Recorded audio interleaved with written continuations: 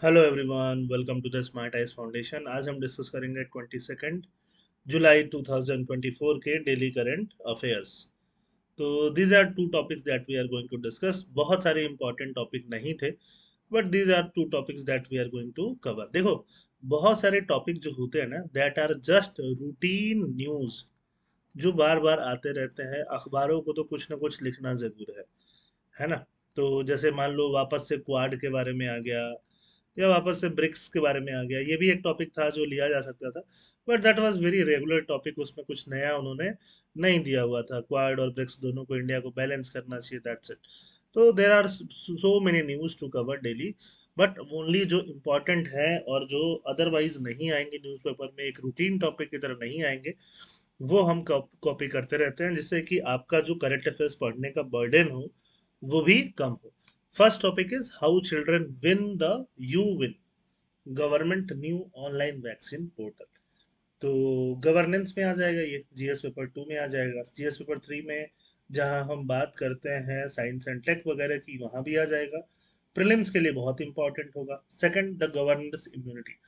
कुछ दिन पहले भी हमने ये टॉपिक कवर किया था, द गवर्नेंस इम्यूनिटी, बट इस बार कुछ ज़्यादा ही डिटेल में न्यूज़पेपर में दिया है, तो इसको वापस से हम लोग कवर करते हैं। First topic, how children win with U विन government's new online vaccine portal. तो स्टार्ट करते हैं। The Indian government is set to launch U विन, an online vaccine management portal for childhood vaccination as part of its 100 day health agenda. कितना day? 100 day. तो government का agenda है 100 day health agenda, तो उसमें एक नया पोर्टल लेके आएगी। जैसे कोविड में कोविन पोर्टल था ना, हम लोग वैक्सीन लेते थे और कोविन पोर्टल के थ्रू हमारा सर्टिफिकेट भी डाउनलोड हो जाता था, किस दिन हमने वैक्सीन लिया है, ये सारी चीज़ें हो जाती थी। तो वैसे ही गवर्नमेंट यूविन पोर्टल बनाने की कोशिश कर रही है, या लॉन्च ही कर रही है, कोशिश क्या कर रही है, जिससे कि जितने बच्चे होते हैं वैक्सीन वैक्सीन लेते हैं, उनका सारा रिकॉर्ड जो है वो डिजिटाइज किया जा सके। अब डिजिटाइजेशन का जमाना है ना। ये क्या होगा, ये एक गुड गवर्नेंस का एग्जाम्पल बनेगा, एट द सेम टाइम एक ई गवर्नेंस का एग्जाम्पल बनेगा। अब अगर आपको ई गवर्नेंस पढ़ना है ना, तो ई गवर्नेंस के क्या फायदे हो सकते हैं? जो फायदा यूविन पोर्टल का है, वो सारा फायदा ई गवर्नेंस का हो सकता है। ठीक है, तो ऐसे देख के भी हम लोग इन चीजों को समझ सकते हैं। पहले यूविन पोर्टल कैसे काम करेगा वो समझ लें। रजिस्ट्रेशन कराना होगा। जो भी बच्चा 6 ईयर तक के एज का है, और उसकी जो प्रेग्नेंट मदर है अगर कोई, और उन सबको यूएन पोर्टल पे रजिस्टर कराना होगा गवर्नमेंट आईडीज के साथ, जो आधार वाधार और मोबाइल नंबर के साथ लिंक करके रजिस्टर कराना पड़ेगा। उनके वैक्सीनेशन का रिकॉर्ड इसमें दर्ज किया जाएगा। The portal record all 25 shots given to a child and the 2 given to pregnant mother. जितने उनको वैक्सीन के डोजेस लगाए जाएंगे, अलग अलग वैक्सीन है, 12-13 वैक्सीन के डोजेस, वो 25 शॉट्स जो भी चाइल्ड को लगेगा, उसमें सब नंबर वाइज दर्ज कर दिया जाएगा कि कौन सा इसको शॉट लग रहा है, कौन सा नहीं लग रहा है, प्रेग्नेंट मदर को भी। It generates a checkered vaccination certificate that colour code all vaccine. हर वैक्सीन को कलर कोड करके वो क्या करेगा, वहां पे एक चेकर वैक्सीनेशन सर्टिफिकेट देगा कि कौन सा वैक्सीन ले लिया है बच्चे ने और कौन सा वैक्सीन नहीं लिया है। After each shot is administered, the date is added to the card. Card में डेट भी रहेगा, which also show the due date for the next set of vaccine. अगला वैक्सीन कब लेना है वो भी रहेगा। और इनफैक्ट अगला वैक्सीन लगने के पहले जो पेरेंट्स हैं जिनका मोबाइल नंबर रजिस्टर्ड है, उनके मोबाइल नंबर पे एसएमएस भी जाएगा कि अगला आपको अब वैक्सीन दिलवा देना चाहिए अपने बच्चे को। डेटा कॉम्प्रिहेंसिव होगी। वो जो यूएन पोर्टल होगा उस पे सारा डेटा रजिस्टर होगा, बर्थ बर्थ का रिकॉर्ड होगा। जो भी वैक्सीन लेगा, for example polio, hepatitis B, tuberculosis, जो भी बर्थ पे जो भी वैक्सीन दी जाएगी, बर्थ पे चाइल्ड का वेट कितना है, फिजिकल डिफॉर्मिटीज है कि नहीं है, सारा डेटा पॉइंट इंटर किया जाएगा उस यूएन पोर्टल में। आभा आईडी इंटीग्रेशन, जो भी आयुष्मान भारत हेल्थ अकाउंट होता है, जिन लोगों का अकाउंट है आयुष्मान भारत का, उनके साथ इन बच्चों का इंटीग्रेशन कर दिया जाएगा। Digital vaccine certificate, parent can download the digital vaccine certificate. जैसे कोविन में हम लोग डिजिटल वैक्सीन सर्टिफिकेट डाउनलोड करते थे, कई बार प्रिंट करा के एयरपोर्ट या बहुत सारी जर्नी में उसको यूज भी करना पड़ रहा था कोविड के टाइम पे, वैसे ही इनको यूज तो नहीं करना पड़ेगा, but they can download on their mobile number. The digital certificate eliminates the need to maintain a physical vaccination booklet. एक फिजिकल वैक्सीनेशन बुकलेट नहीं रखना पड़ेगा। And allows vaccination anywhere. ये कितना अच्छा हो जाएगा आपको पता भी नहीं है। अभी मान लो कोई पेरेंट्स हैं उनके बच्चे हैं, है ना, उनका अगर बेबी है, इन्फेंट है, उसको वैक्सीन दिलवाना है, तो वैक्सीन दिलवाने का फिक्स टाइम होता है कि इतने टाइम के बाद, फिर 1 महीने के बाद, फिर 15 डेज के बाद, ऐसे करके डोजेस का टाइम होता है। अब मान लो कि वो लोग एक सिटी में रहते हैं, है ना, किसी और सिटी जाना पड़ा, वापस उनको उस सिटी में आना पड़ता है वैक्सीन का अगला डोज दिलाने के लिए, लेकिन सब कुछ डिजिटल हो जाएगा तो किसी भी सिटी से वो नेक्स्ट डोज लगवा पाएंगे। हाउ विल यूएन हेल्प द इम्यूनाइजेशन। जैसे यूएन हेल्प करेगा इम्यूनाइजेशन में, ये एक ई गवर्नेंस का भी टूल है। गवर्नेंस जो कि ई माध्यम से हो जाए, ई के मतलब आईसीटी, जिसमें इलेक्ट्रॉनिक कम्युनिकेशन एंड जो भी टेलीकम्युनिकेशन है उसका हम लोग यूज कर रहे हैं, उसको हम क्या बोलते हैं, ई गवर्नेंस। रिमाइंडर्स जाएंगे सबको वैक्सीन के शेड्यूल्स को लेके। पोर्टेबिलिटी, कहीं भी एक वैक्सीन का स्लॉट लिया, दूसरा वैक्सीन कहीं भी पूरे कंट्री में कहीं भी किया जा सकता है। जो माइग्रेंट वर्कर है उनके लिए बहुत फायदा होगा। एरर रिडक्शन, वैक्सीन लगा कि नहीं लगा, गरीब पेरेंट्स जो होते हैं अनएजुकेटेड, वो भूल जाते हैं कौन सा शॉट लगा है कौन सा नहीं लगा है, यहाँ पे एरर रिड्यूस हो जाएगा उनका भी और जो हेल्थ वर्कर है उनका भी। ग्रैनुलर डेटा, पूरा डिटेल में इंडिविजुअलाइज चाइल्ड का डेटा आएगा आगे से, उस बच्चे के पेरेंट्स को डिसीजन लेने में हेल्थ के रिलेटेड आसानी होगी, बच्चे से रिलेटेड। और गवर्नमेंट के पास भी पूरा डेटा कलेक्शन आएगा, गवर्नमेंट भी डेटा एनालिसिस करके child related policies, vaccine related policies, disease related policies अच्छा बना सकता है। Centralize database, a centralized database will help in tracking and managing vaccine data more effectively, addressing the issue of zero dose children, जिनको बच्चों को dose नहीं लगा है, and improving overall vaccination coverage. Additional benefit क्या होगा, इवन इंटीग्रेशन, यूएन will be link to the existing eVIN, जो ऑलरेडी एग्जिस्टिंग अपना पोर्टल है इलेक्ट्रॉनिक वैक्सीन इंटेलिजेंट नेटवर्क, उसके साथ उसको लिंक कर दिया जाएगा इन्वेंट्री मैनेज करने के लिए। इवन क्या ट्रैक करता है ये भी इंपॉर्टेंट है, जो भी वैक्सीन के वायल्स हैं, है ना, वैक्सीन जिसमें रखा हुआ है लार्ज सेंट्रल स्टोर्स पे, उसको क्या करता है, ये ट्रैक करता है, वैक्सीनेशन साइट्स को ट्रैक करता है, monitors the number of doses used and wasted, and keeps real time data on temperature and humidity condition। क्योंकि वैक्सीन जो रखे जाते हैं वो अगर टेम्परेचर वाले इन्वायरमेंट में रखे जाए तो ही उनका कंडीशन सही रह पाता है। हेल्थ वर्कर का support, the platform can generate a due list of children in the respective areas, को कि उस एरिया में कौन कौन से बच्चे बचे हुए हैं। Helping health worker manage their task more efficiently, हर घर जाके पूछना नहीं पड़ेगा छोटी बच्ची है क्या, ऐसे नहीं पूछना पड़ेगा। Policy and implementation. With detailed data on vaccination, the government can better understand micro trend across area, facilitating improved policy making and implementation.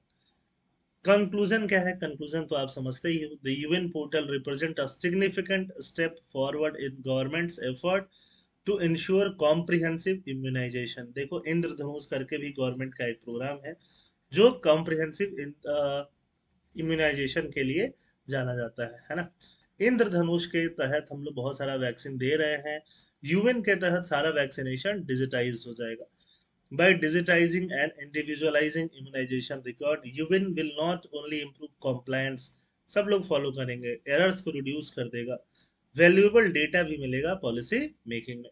This initiative is crucial in the long term goal of improving public health outcome and ensuring that every child receive the necessary vaccination।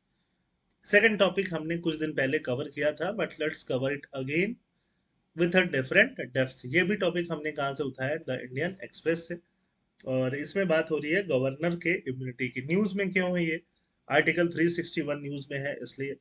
अब यहाँ पे governor साहब जो हैं waste Bengal के, वहाँ पे एक फीमेल का एलिगेशन है सेक्सुअल हरासमेंट से लेके, और आर्टिकल 361 कॉन्स्टिट्यूशन का ये बोलता है कि चाहे वो इंडिया में गवर्नर हो चाहे प्रेसिडेंट हो, सबको इम्यूनाइजेशन है, इम्यूनाइजेशन इन द सेंस सबको इम्यूनिटी है, उनके अगेंस्ट क्रिमिनल केसेस दर्ज ही नहीं किए जाएंगे। तो इसके ऊपर सुप्रीम कोर्ट अभी अग्री हुई है 19 जुलाई को कि वो केस हियर करेगी और देखेगी कि आर्टिकल 361 के अंदर प्रेसिडेंट को शील्ड मिलता है कि नहीं, गवर्नर को शील्ड मिलता है कि नहीं, क्रिमिनल प्रोसिक्यूशन से क्या इनको जेल के बाहर अंदर भेजा जा सकता है क्या।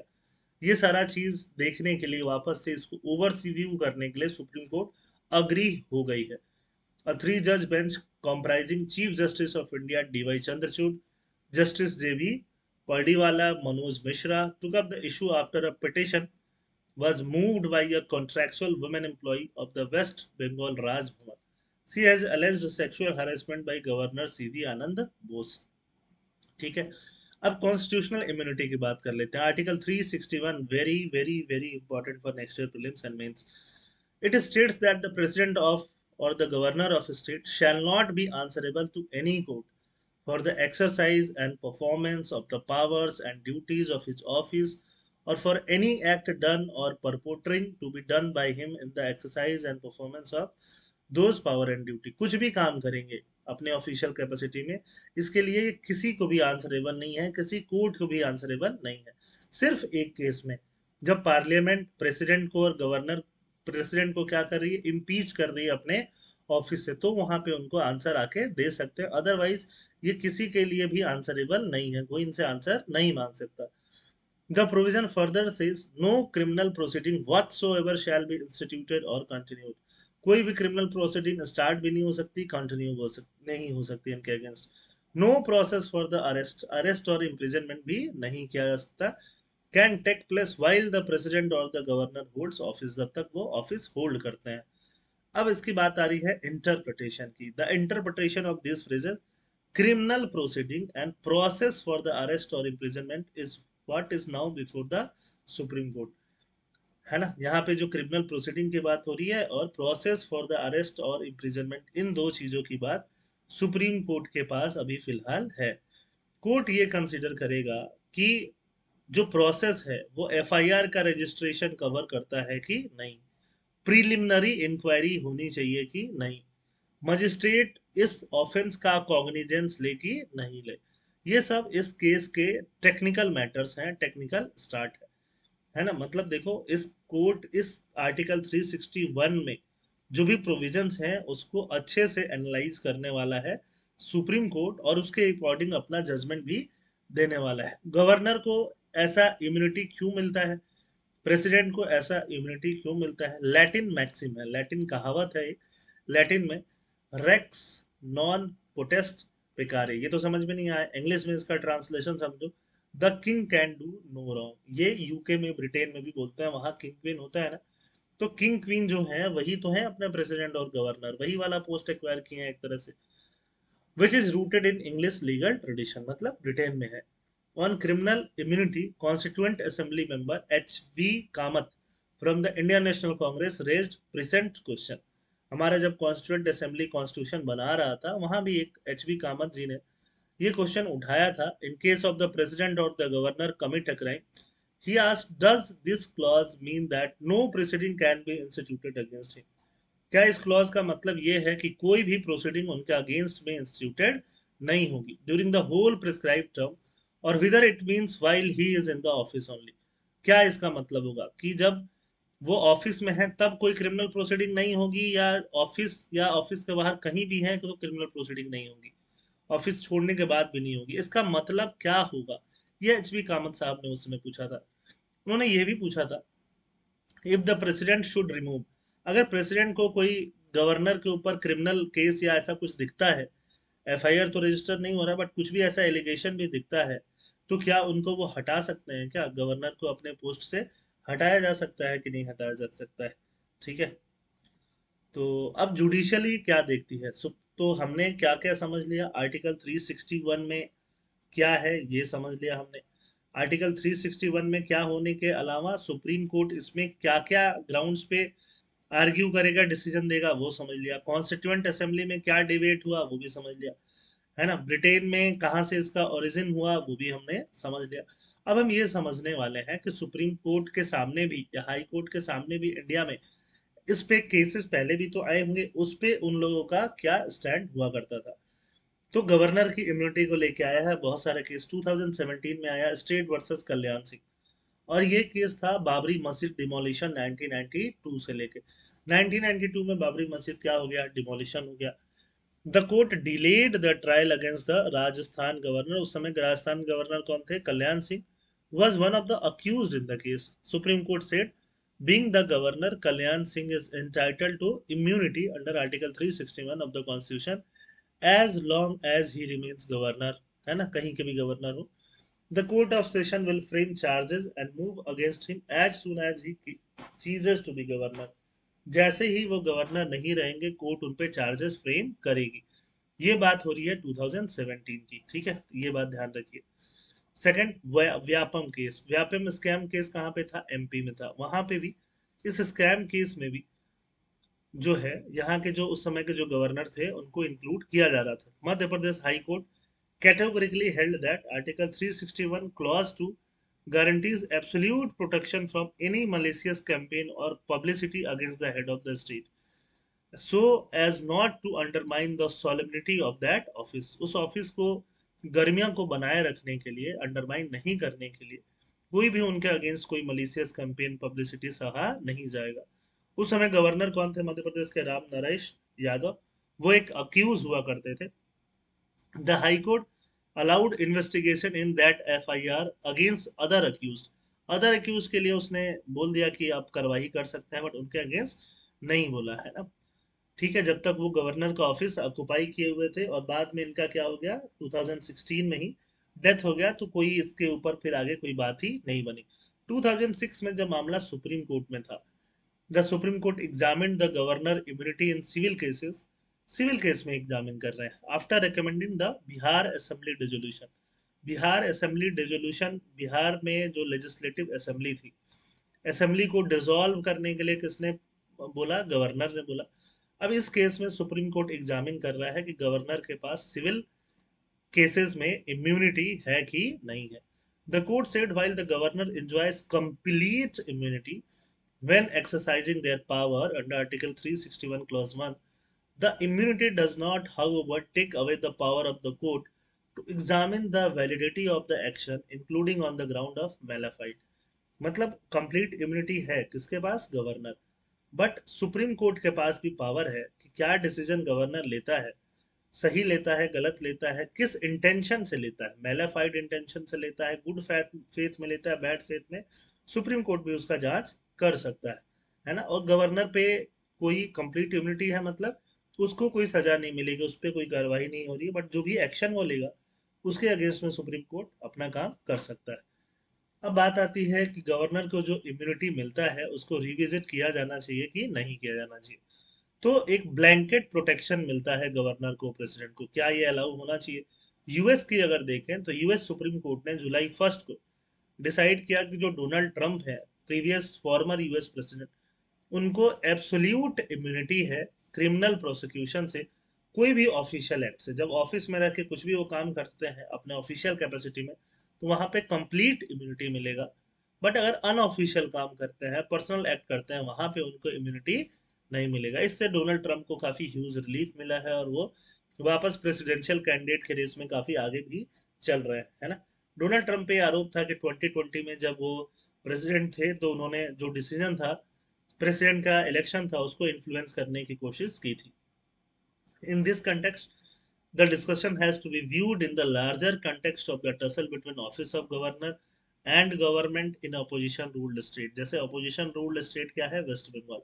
और साथ में क्या है? गवर्नर. गवर्नर को कौन भेजता है? Central government. सेंट्रल गवर्नमेंट अगर अलग पार्टी से हो, बीजेपी, और यहाँ अपोजिशन पार्टी हो, ऐसे में गवर्नर का और स्टेट का टसल बहुत ज्यादा देखने के लिए आ रहा है, और ये कॉन्स्टिट्यूशनल प्रॉब्लम चला आ रहा है ना. 1950 से ही, 1968 67 के बाद से ये प्रॉब्लम काफी ज्यादा देखने के लिए आ रहा है. सुप्रीम कोर्ट अब क्या करेगी? अगस्त 12 को इस पे सुनवाई करेगी, और देखते हैं कि वो गवर्नर के ऊपर आर्टिकल 361 के ऊपर, क्रिमिनल प्रोसीडिंग्स के ऊपर क्या सेंटेंस लेके आती है. कंक्लूजन क्या बोल सकते हैं हम लोग? The outcome could redefine the balance between ensuring accountability and preserving the dignity of the office. Office का डिग्निटी बचाना भी है, बट गवर्नर को भी अकाउंटेबल बनाना है. उस बैलेंस को बनाना है और उसको रीडिफाइन करने का काम जजमेंट कर सकता है. समझ में आ गई बात? ये है आपका होल टॉपिक. आई होप आपको समझ में आया होगा. और बाकी अगर पीडीएफ डाउनलोड करना हो दुकान से करोगे, टेलीग्राम चैनल से. Thank you. जय हिंद.